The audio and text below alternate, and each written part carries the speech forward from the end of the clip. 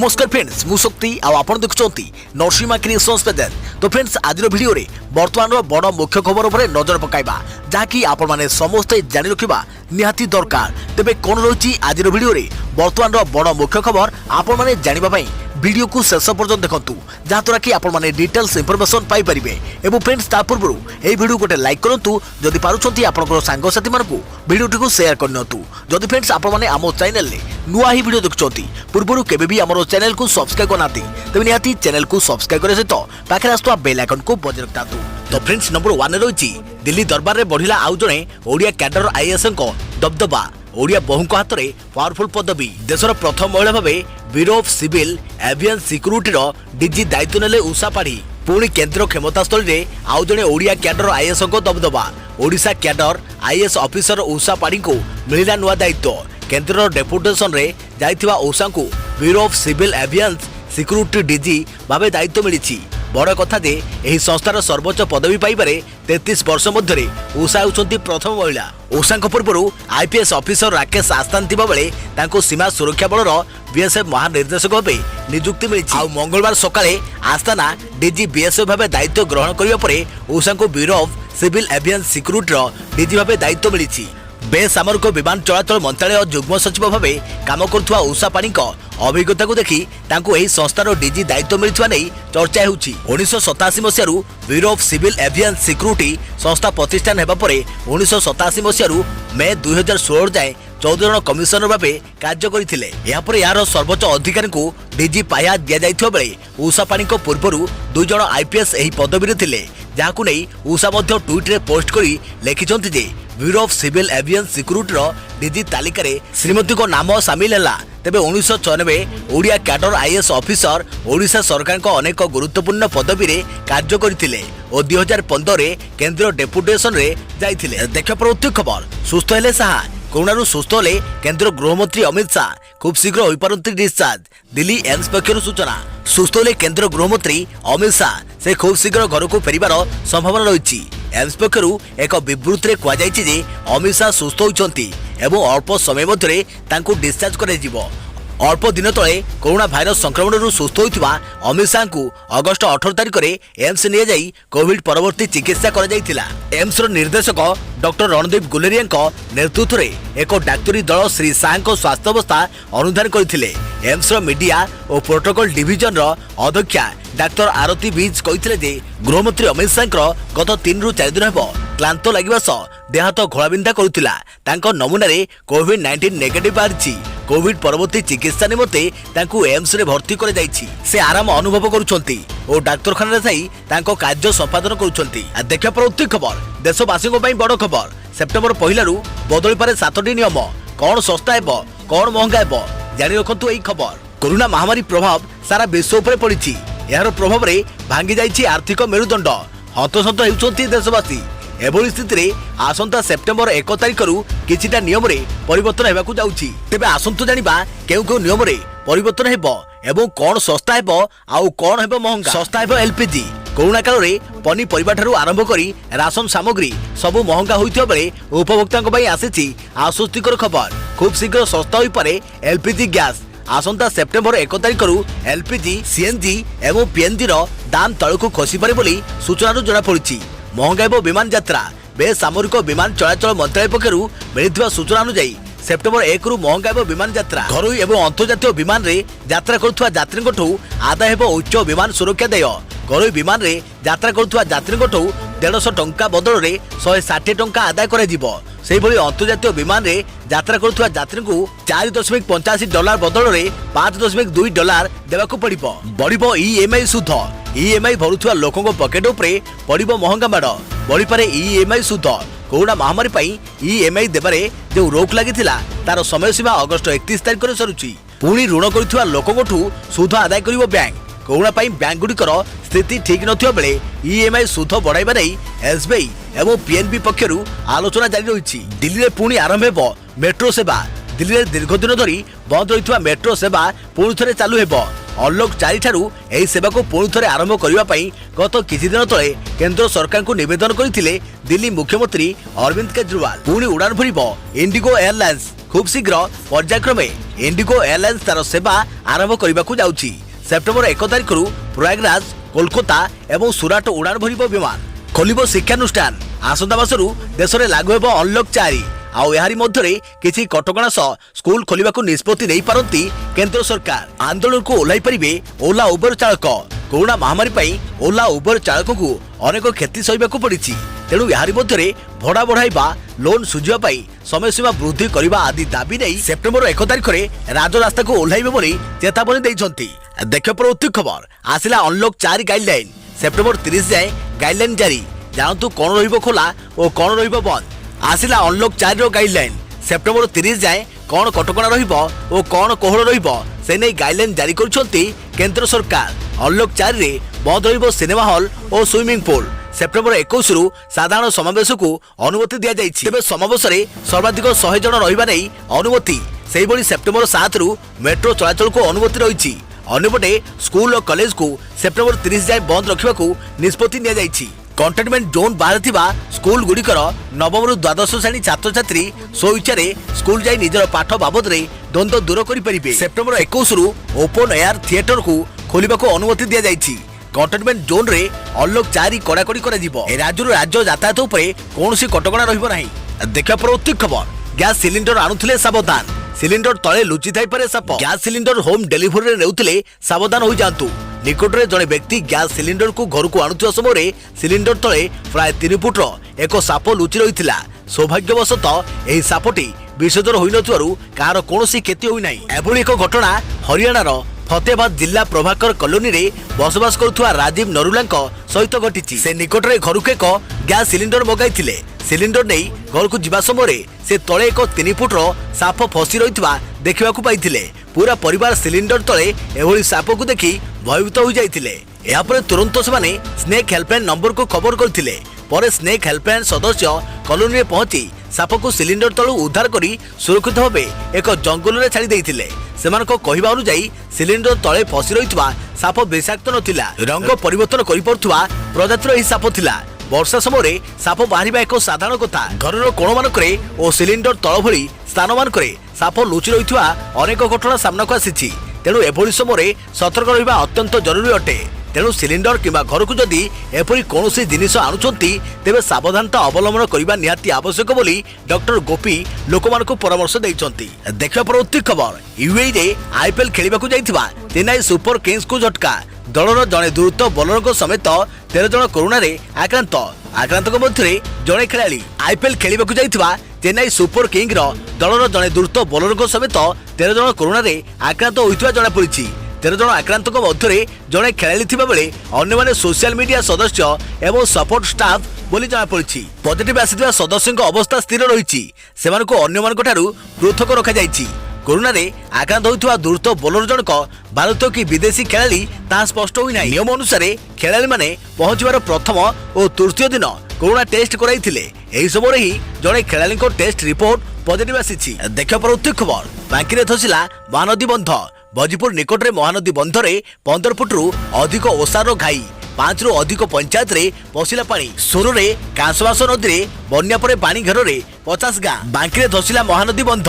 भोजपुर निकट गौलबांकठारे महानदी बंधरे 15 फुट रु अधिक ओसार घाई होइछि। धीरे धीरे घाई बढ़िबारे लागिछि। त्रिशूलिया बांकी रास्ता उपर को पानी आसिले कटक और बांकी जोगाजोग विच्छिन्न होइजिबो। वर्तमान दिल्लीपड़ा पंचायत तालबस्त सुवर्णसर ओस्तिया पंचायत रे पानी पशिछि।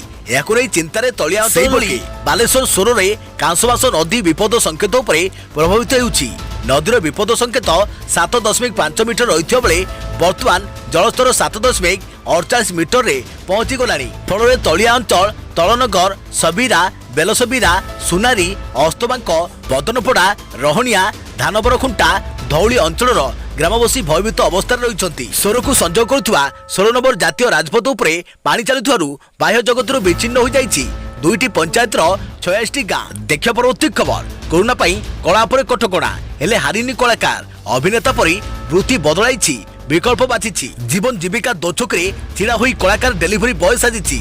महामारी बचरे जीवन जीवार नुआ नाटक करुचंती नलिनीकांत। कोरोना कालर बरहमपुर आसिला प्रेरणादायी कहानी शुणी समय सबकुछ बदलाई दिए समय केतबेले काहाकू केउ भली सजाई दिए ता केही भी केबे भी कल्पना करि नथिबे नाटकर अभिनेता निर्देशकर कथारे नाचिया परी समय इशारे नाचे मनीष एई जेमिति मु रंगमंच छाड़ी मोर रंग पाउडर लिपाई कलाकार रु आदि साजिछि डेलीवरी बॉय आज मंच रे दर्शक नांती मु किंतु पहुंचुछि दर्शकों पाखरे कलाकार नुहे विक्रेता भावरे से ताली आज अली पालटिछि से लुह आज झाल होई बाहरी जाउछि पेट चाखंड पाई विधाता रचिथिबा ए चित्रर नाटक रे मते आज अभिनय करबा को पडुछि कारण जीवनटा पर गोटे नाटक कोरोना बदलाई देला जीवन जीविका काली जे मंच मंडप रे कलाकार साजिथिले आज से घर घर बुली सामग्री जोगाउछंती सेवा देउछंती आउ पेट पाई अभिनेता रु पालटिछंती ऑनलाइन डेलीवरी बॉय हां बरहमपुर नीलकांत गौड़ नाट्यकर भाबे राज्यर बड़ बड़ मंच रे अभिनय करिसंती